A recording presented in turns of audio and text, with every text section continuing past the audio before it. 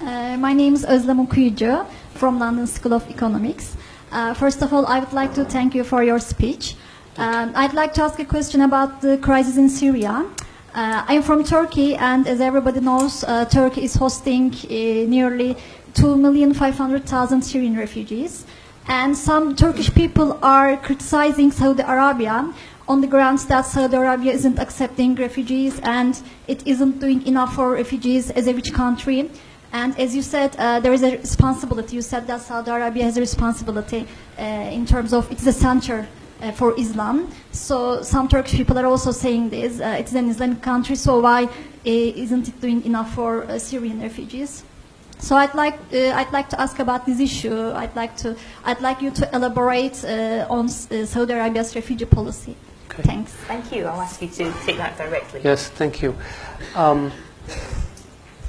I think we could have done a better job explaining what we've done with Syrian refugees.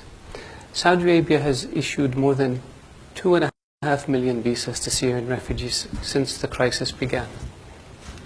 We put out a statement. Nobody noticed it. 2.5 million came to Saudi Arabia. I think 600,000 or 700,000 still remain in Saudi Arabia. Not one of them lives in a refugee camp. And not one of them lives in a tent.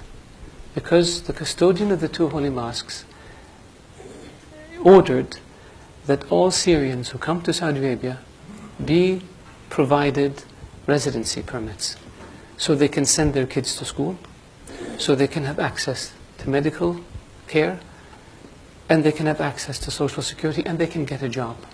We don't have one Syrian. Of all the Syrians who came to Saudi Arabia, 2.4 million, not one of them lives in a tent. And the same thing we did with Yemenis.